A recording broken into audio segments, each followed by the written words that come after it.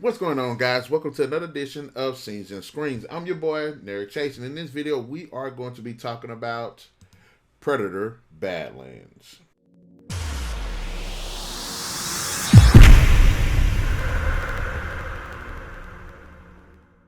Predator Badlands is a 2025 science fiction action film directed by Dan Trachtenberg. I don't know. Dan Trachtenberg, starring Elle and the guy that plays the Predator. And the reason why I'm saying this is because I cannot pronounce this man's name whatsoever, and I don't want to butcher it. So the story ends up following the young Predator named Deke, a young exiled Yautja, who crash lands on a hostile planet and must prove himself worthy of the hunt by killing an apex predator, leading him to form an alliance with Thia, a Weyland-Yutani Corporation android. There is a lot of expectation put on this film, particularly since Killer of Killers came out earlier this year, which I need to review.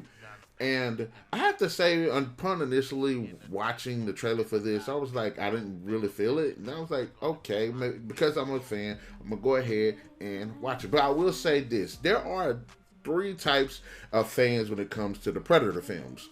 There are those who like Predator 1 and generally just stick with the film. So we'll say the Predator film fans. Then we have those that like Predator 1 and think everything else is garbage. So we'll call that Predator 1 fans. But then you have the Predator fans that go into the lore, dive more into the AVP, and learn more about the Yautja and what they've done. They basically have their own version of the EU and have been sponsored by Dark Horse Comics for the last 20, 30 years with the AVP and the Predator franchise imprints and comics and stuff like that. Just basically, there's a lot to the Predators, and people like me tend to go and read those. So I think personally that this film is basically made for those people and possibly made for the Predator film fans. Those who like Predator 1 probably would not like this one. So let's dive into the reasons why. First of all, I did like the story. Again, I've read this story before in the expanded universe, so it's pretty cool seeing this. We haven't really seen a young Yautja out on the hunt, and we get to see it. The reason why this movie stands out because we see it from the Predator's perspective, and not only that, it's less about humanity and more about their culture. So we're not seeing it as like this horror film or anything, but we're seeing a Predator. Now that will make them look less threatening because of this, but I can guarantee you this: you can read something from a Predator's perspective, but trust me, when they get down and dirty, They make them no less of a threat. I honestly thought this was actually a pretty good story, and I kind of did like the buddy cop feel of it. You know, Deke, Deck, and Thea actually have pretty good chemistry, and I do like this alien barrier, the culture barrier, that which makes for some of the more humorous moments. Deck I actually like as a Predator because again I've read the lore, so I've seen and read Predators that have dealt with this, how the Predator culture do treat their weak, and also the family dynamics that are in the film I actually thought were pretty cool, and it was nice actually seeing that. You wouldn't really think that from the previous films about how there's a sense of family and honor, but in this film I'm glad that they did touch on that.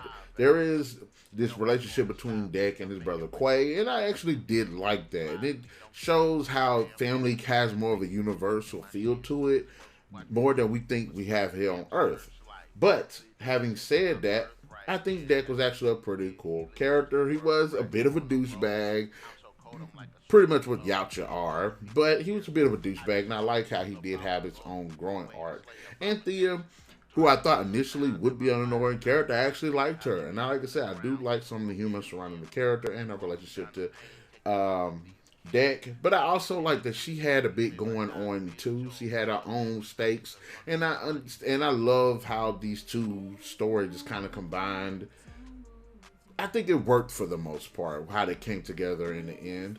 I also think that the world itself looked really, really cool. I did like seeing the various animals, and I'm a sucker for world building like that. And I think the planet that they were on were actually pretty cool. I like that they actually finalized the fact that You know, Weyland-Yutani Corporation exists in this, so this is like an actual AVP crossover film. Though I am curious to see if this film is actually a part of the AVP films, or the Alien films, or the Predator films. So technically, if we're going to go that route, this would probably be the third AVP film.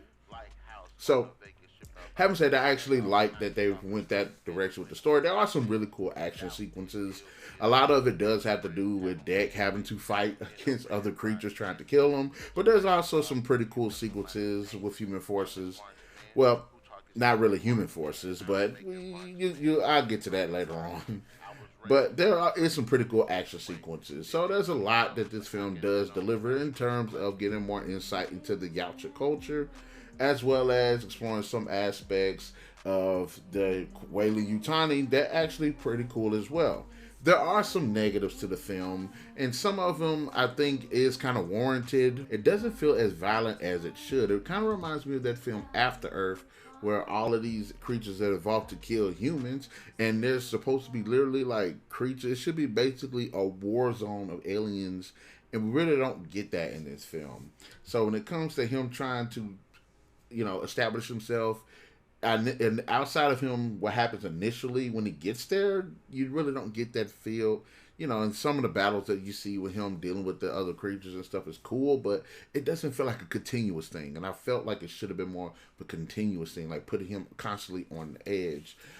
I think another thing is there is a bit too much humor, and as much as I like Thia's character, there are some moments with her, specifically one specific sequence that's just completely goofy as hell that comes up later on in the film. It just takes away from just the tension of the film. The fact that it's not R-rated and you don't really see him killing people, and to get back to what I was saying earlier, the human forces are all androids. So PG, they got around the R rating. This is a Predator film. This is an incredibly violent film. There should not be any reason why there's not blood going on here. There should not be no reason why he's not ripping these human characters and everything. So that does take away a bit of the action-oriented aspect as well. And another thing that does bother me is the last battle. The last battle with the main antagonist, I thought was going to go a different way. But the way it's handled in this film, it's just like, it's one of those like cheap CGI things. It just doesn't really make sense for them to have made it the way that it is. And maybe I heard it was harkening back to what we see in Aliens, the battle with the alien queen. And I was like, was for that, because it made sense. This doesn't make any sense. And it's weird because the villain has established herself as a capable, I want to say fighter. So you would think that the way that it should have been like kind of like a really cool fight, but it wasn't. It was just cheap, stupid, and it was like a waste of money to have a sequence like that. I don't understand what they were thinking. That was a weird choice. But having said that, Predator Badlands is one of those films that I think might not have reached the height that it could have potentially reached, but I still think it's an entertaining film. Would I watch it again? Yes. I did like the character. I did looking more into the Yautja culture. I did like Thia, and I like the dynamic that they had together. There's a deep running theme here. There is meaning to the story, and I think there's a bit of meat for people to be able to chew on. For those who are more of like the Predator 1, maybe Predator 2 enthusiasts, and the rest of them pretty much are bad, I don't think that this is going to appeal to them. But for those who like the Predator films and those who like the Predator lore, I think this will have a much more impact on. Having said that, Predator Badlands gets 3 out of 5. I didn't really touch on it, but I will say I really liked the Yautja costume design. I thought it was really good in the mix of the CGI, and stuff was handled really well. And I liked a lot of the creature designs that was in the film, as well as the other Yautja characters that you do see. But having said that, guys, in the comment section below, let me know, what are your thoughts? Did you see Predator Badlands? Did you like it? Did you not like it? How could this film have been a better movie? Because I'm thinking I should kind of go down like a top 10 list of how this could have been a better film. But having said that, be sure to hit that like, share, subscribe, and the notification button to get the best of what we got going on. And we'll definitely catch you guys later.